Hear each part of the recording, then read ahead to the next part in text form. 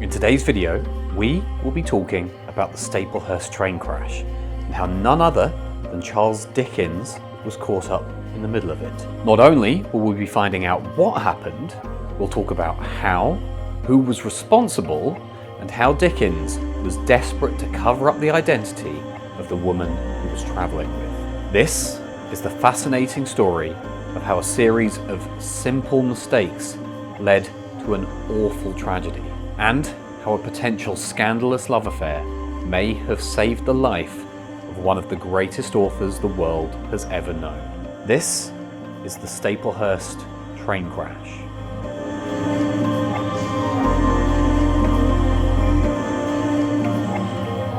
Now, what surprised me when I found out about this is I had no idea this happened.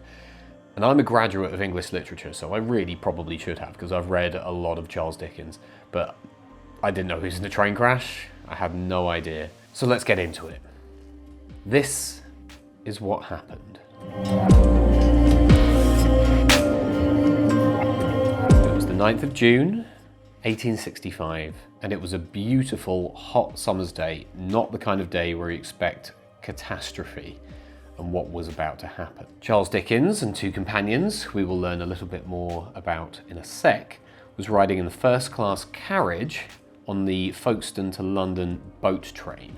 Boat trains were trains that were specifically timed to sync up with ferries that were leaving England to cross the Channel to France, and vice versa. So Dickens, on this particular day, was on his way back from France. And he'd been in France to see the two companions he was travelling with on this beautiful summer's day. At this point in Charles Dickens' life, he was in his early 50s, he was already a literary superstar. Everybody knew who Charles Dickens was. And so you'd think, of course, Charles Dickens would travel in a first-class carriage because he didn't want to be bothered, he had the money, why not travel in luxury? But there was another reason to be travelling in first class, and it was almost certainly due to the company he was keeping. Dickens knew that for obvious reasons the first class carriages tended to be a lot quieter than the rest of the train, so he was less likely to be seen, less likely to be recognised, and less likely to be seen with certain people. And on this particular trip, because of the people he was travelling with, discretion was forefront in Dickens' mind. The reason for Dickens' need for discretion was the fact that he was travelling with two women. The actress Ellen Ternan, or Nellie Ternan, and her mother. And Nellie, at the time, was heavily rumoured to be Dickens' mistress. Although after a little more up-to-date modern research and analysis, it's now thought that she could very easily have been his illegitimate daughter and not his mistress. Unfortunately, it is very difficult to really nail down and confirm which of these two things she was to him. Mainly because we have no correspondence between the two. They were very good at keeping their relationship a complete mystery to people. We know that Charles Dickens supported Nellie's lifestyle. We know that he moved her around through different properties, different houses. On this particular trip, he was going to collect her and bring her back from France, where he was actually paying for her to live. But on Charles Dickens' death, all of the correspondence between the two of them, any evidence linking the two of them, was destroyed by the families.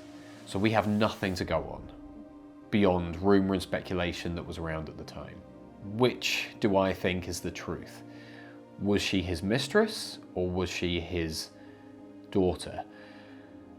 And I think, just based on this story alone, I'm tending to lean towards illegitimate daughter. And my reasoning for that is the fact that he was travelling with not just Nellie, he was travelling with her mother as well, who also happened to be an actress in London around the same time Dickens was coming up in his career. There's a good chance that the affair, the love affair, was with Nellie's mother. And at some point she rocked up and went, "Hey, Charlie, I've had a daughter. She's yours." That's just the only way I can square him having a relationship with both mother and daughter here, because it just seems weird to me that you would be traveling with the mum of your mistress, or, you know, your buddy. So, I don't know. It's impossible to tell, but that's just the way it makes sense to me. Unfortunately, though, the way you would treat your mistress you don't want anybody to know about, and your illegitimate daughter you don't want anybody to know about, they kind of look pretty similar. So, again, it's very difficult to know the truth. Anyway, Dickens didn't want anybody to know who he was traveling with. He didn't want to be seen because he would be recognized. And so he chose a first-class carriage towards the front of the train for discretion. What he didn't know is this choice would also quite possibly save his life. More on that in a second.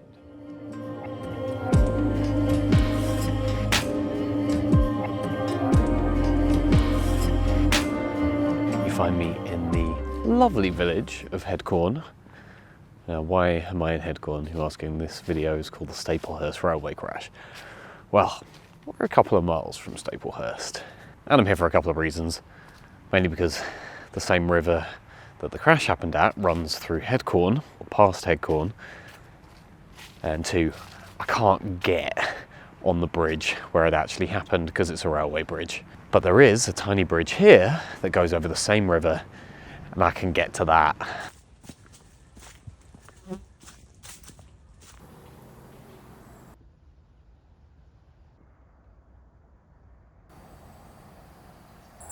It's hard to imagine the juxtaposition of the carnage that they would be seeing on a day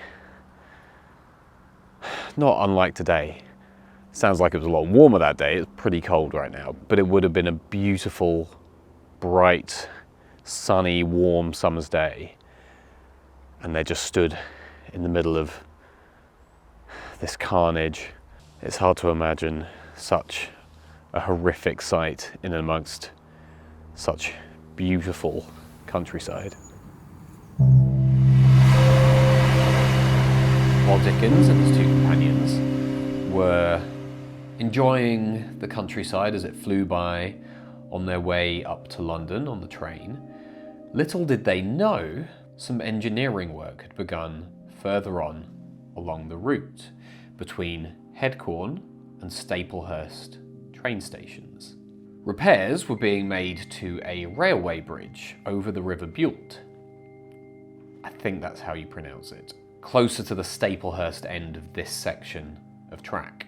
Staplehurst is a small town, village, not sure, on the way up from the coast through Kent to London. The engineers doing the work had removed a 42-foot section of track to be replaced because the bridge was made with a combination of metal and wood, and the wood in this particular location had a tendency to rot and become weaker. So this wasn't an uncommon occurrence to replace sections of bridges from time to time because they were just not fit for purpose anymore. Now, today, when work to a railway line like this is being carried out, there are a plethora of safety systems that engineers can use to stop or warn trains when this kind of work is being carried out. Or they're just more able to do that kind of work overnight when trains aren't running and they have a lot more time. None of those modern safety systems were in place on this day, and they couldn't really be expected to carry out this kind of work overnight in the dark because it was a little more difficult to light huge sections of track in the middle of the night in 1865. So the work had to be carried out during the day, and it had to be carried out in a brief window when they knew they could get the work done before another train arrived. That's not to say, however, that there were no methods that engineers or railway workers could use to warn or stop oncoming trains. And if it weren't for a few fatal errors, those systems could potentially have prevented this accident from happening. The foreman in charge of the work, Henry Benge, who had years of experience working the railways with no issues up until this day, allowed work to begin after the 2:45 p.m. train had passed. And they weren't expecting the following train, the one carrying our famous author and his companions, until 5:24 p.m, giving them a solid 2.5 to 3 hours to complete the work to the bridge. Well, it would have been enough time had Henry Benge not completely misread the train timetables. He was reading the train times from the Saturday schedule. The 9th of June 1865 was a Friday, and the next train was due at 3:19 p.m, 34 minutes after work began. As potentially huge an error as this was, it didn't necessarily mean disaster was inevitable, because as I just said, there were some safety systems that they could utilise. Not necessarily as efficient or reliable as the ones we have today, but they had some stuff that they did. One of those things that they did that day was to send a worker further back down the tracks towards Headcorn Station, so back down south, with red flags, so that he could wave them at any trains that happened to be coming their way to warn them that there was danger ahead. This worker would have also been carrying what were called fog signals, which were small explosives that would be placed on the track, so any oncoming train would run over them, they'd explode, alerting the driver to the fact that there was some kind of issue further down the tracks. So great, you think. Those both sound like things that would stop a train before it reached a bridge missing track. And you've got two options you can use. So if one doesn't work, hopefully the other one will. But again, two more fatal errors were made, which meant this disaster was unavoidable. The worker, whose job it was to go down the tracks with the red flags and the fog signals, didn't take the fog signals with him. He, either through ignorance or poor training, thought that fog signals were only to be used in foggy weather. And as I mentioned at the beginning, this was a glorious day. Immediately, we're down one safety system, one thing that could have prevented what was about to happen. But he still had the flags, so as Dickens' train approached, he just waved the flags, the driver would see them and stop in time to prevent any disaster happening. But regulations stated that the person waving the flags needed to be stood roughly 910 metres back down the track from where the work was happening. And for whatever reason, on this day, the worker given control of the red flags, given that, pretty weighty responsibility, only stood 507 metres down the track, half of what was necessary. And this last mistake, error, rendered this last safety precaution effectively useless. While this is all going on, we're back to Dickens's train, which is swiftly approaching the location of the bridge. It's just passed through Headcorn Station, and it's now entered into a stretch of track that was known by railwaymen as the Galloping Ground. It was the straightest and therefore fastest part of the route, with trains reaching up to 50 miles an hour, which doesn't sound like a lot to us today, but back then, that was quick. And this was exactly the speed that Dickens' train was reaching as it approached the bridge. And when you're here, you can see just how straight it is from Headcorn Station down the tracks there to the bridge over the Bult, which was just not that far down there, but enough time on such a straight section of track for the train to pick up more than enough speed for the accident that happened to occur the way it did. It was later estimated that a train the size and weight of this boat train, travelling at the speed it was after going through Headcorn Station, would have needed between 640 and 1,200 metres to come to a stop, not the 500 that our flagman was standing at. As the train reached the 500 metre mark, where our flagman was standing, saw him waving the flags, the train driver blew the whistles for the brakemen to apply the brakes, which they did, but it was simply too late.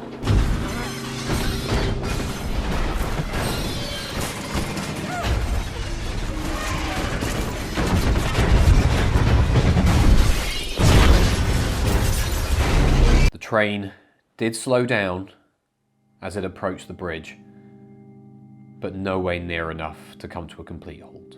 As it approached the gap on the bridge, it was still travelling so fast that the locomotive and the first few carriages actually managed to clear the gap and reach the other side, although they did derail as they made it across. The sheer momentum of the train was enough to carry that first section over the gap. The carriages in the middle of the train were not so lucky and plunged 10 feet into the mud and water below.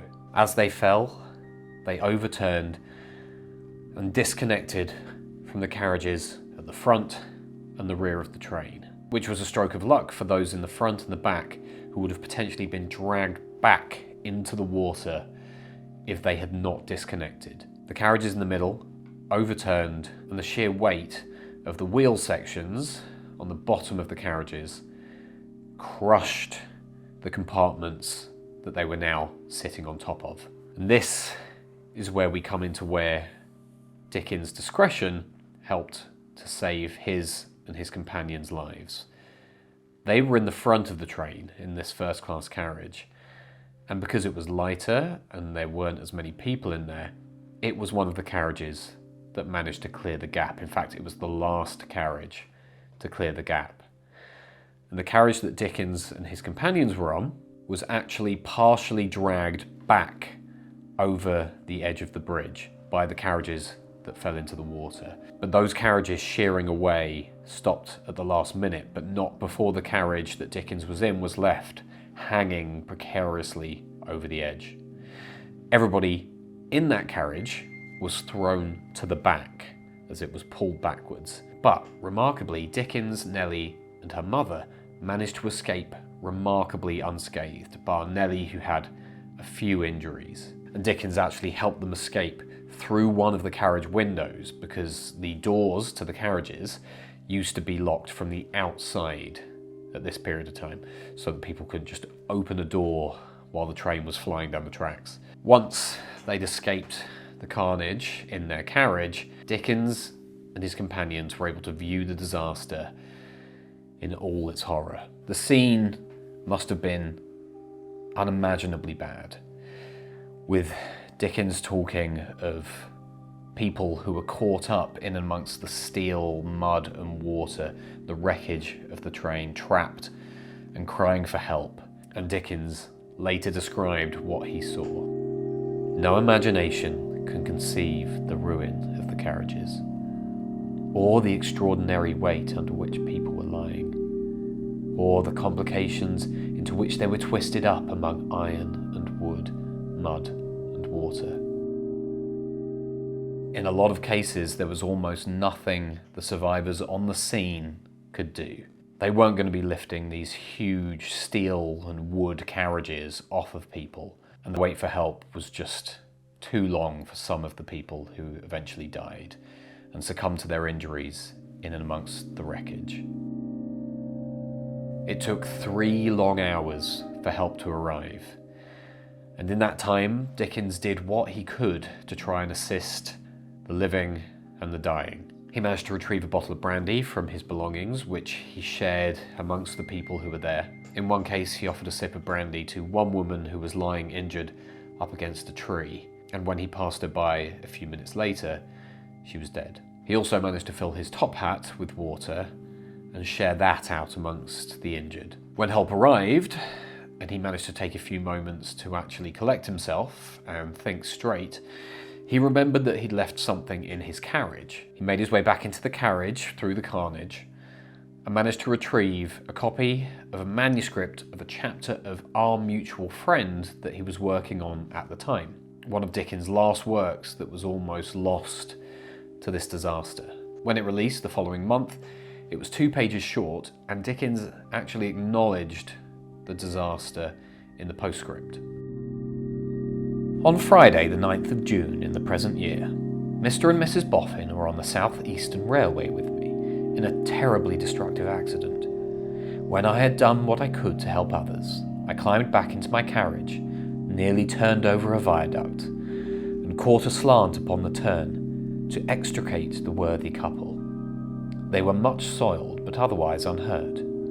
I remember with devout thankfulness that I can never be much nearer parting company with my readers, forever, than I was then. Until there shall be written against my life the 2 words with which I have this day closed this book.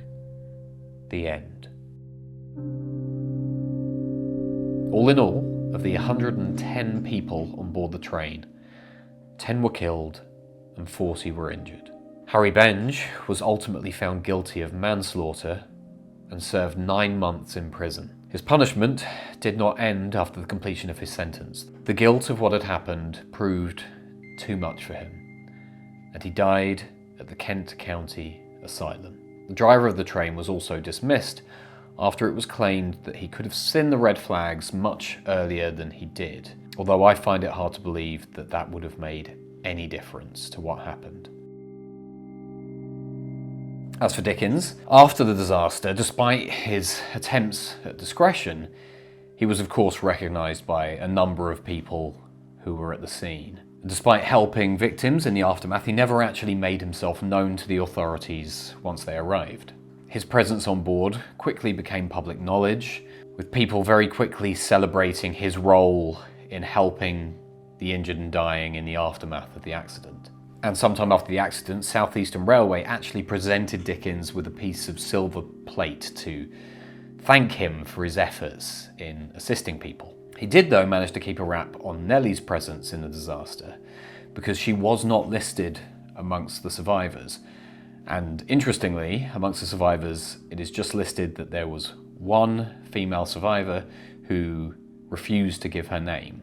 So again, tells you a lot about the nature of their relationship, that even after all of this carnage and chaos, they were still making efforts to not be seen together or not have it be recorded that they were travelling together.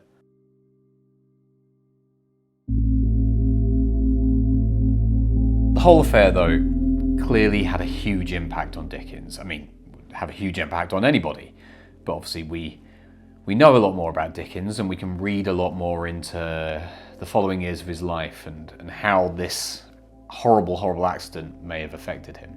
In the weeks that followed the accident, he actually lost his voice for about 2 weeks. He was seen in a local pub saying that he did not expect to ever see this place again. He obviously avoided using trains wherever possible, and when he had to, he was extremely anxious. And his son actually reported the signs of extreme anxiety that would come over Dickens at certain points. And 3 years after the accident, Dickens wrote, "To this hour, I have sudden vague rushes of terror, even when riding in a hansom cab, which are perfectly unreasonable but quite insurmountable. I used to think nothing of driving a pair of horses habitually through the most crowded parts of London. I cannot now drive, with comfort to myself, on the country roads here, and I doubt if I could ride at all in the saddle." And the event also seemed to have a clear impact on his work as an author.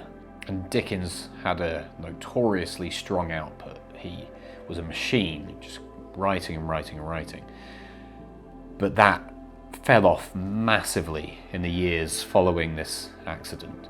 Though curiously, he did produce one of his most well-known short stories, a story that was part of a collection of short stories called The Signalman. And this story could not have been more clearly influenced by his experiences that day in June 1865. It tells the story of a signalman working at a remote signal box who tells of a ghostly apparition he has seen just before terrible accidents occur. The signs of internal torment and anxiety shown by this character in The Signalman so clearly reflect Dickens' own turmoil, inner turmoil, depression, PTSD from what he experienced in that accident. And it is not a huge intellectual leap to imagine that Dickens definitely suffered from severe PTSD in the years that followed. And again, his son, Charlie, actually said that in the years that followed, his father may be said never to have altogether recovered. And the trauma, quite possibly, also had some role to play in the fact that Dickens died quite early, at the age of 58. The fact that he died of a stroke, indicating that he had clearly been dealing with some high level of stress. But this story just goes to show how in accidents like this, you have, obviously, the people that are killed, which are always awful. It shows you how, just because you survive something like this, it doesn't mean, great, you got away with it, you get to live. It just shows you how even surviving can leave such a huge impact on your life, and even still potentially have some impact on the way the rest of your life goes and eventually how it does end. And in this case, we just happen to see the effects of that on one of the most famous authors there's ever been. It shows you how real and devastating PTSD can be. Dickens probably would have appreciated the somewhat Dickensian timing of his death, which occurred on the 9th of June, 1870, exactly 5 years after the accident. One of the unexpected consequences, or another tragedy from this accident, is the fact that we potentially lost so much more writing from Dickens. If the last years of his life hadn't been blighted by the PTSD he suffered, we could have had countless more works, and his life wouldn't have been so tragically cut short. But as much as Charles Dickens is clearly the big talking point about this and makes this train crash stand out from, a lot of other huge disasters, it's important to remember that 10 people lost their lives in this accident. And those people were Emma Beaumont, Anne Bodenham, Charlotte Shawnee Faithfull, Hannah Cunliffe, James Dunn, Adam Hampton, Hippolyta Mercier, Amelia Rayner, Lydia Whitby, and Caroline White. I did have a look and see if I could find any memorials or graves of the people that lost their lives. All I could find was that Amelia Rayner has a grave in Toxteth, up in Liverpool. A little too far for me to travel just to get a couple of shots of one grave, so unfortunately couldn't go do that. And Caroline White does have a grave down in Brighton. It was a little closer to my neck of the woods, but still quite a long drive. So if you want to, there are graves to some of the victims. You can go visit, pay your respects. I hope you found this story interesting. It's certainly very unique in the fact that we can really see not just the very literal consequences of what happened, the people who were injured, the people who died, the numbers involved, what happened to the people responsible, but it gives us quite a unique insight into the PTSD suffered by the survivors and how devastating an event like this can also be for the people who survive. It's not just the people who die who are the victims of this. We have to remember that, oh, yeah, you survived a train crash, fantastic, lucky you. It can have a devastating impact on people's lives. And again, in this case, we just happen to be dealing with one of the most famous authors on the planet. So we can really see the huge effect that this had on his life. And it's an important reminder that it's not just the people who die, but everyone involved in an accident like this is a victim. So I hope you enjoyed the video. If you did, feel free to leave a comment, like, subscribe, that would really help me. And if you've got any suggestions for any other disasters you'd like me to cover, I'm all ears. I'm always up for hearing an interesting story and learning more about things like this. Interesting disasters with an interesting story behind them. So, thanks for watching, and I'll see you in the next one.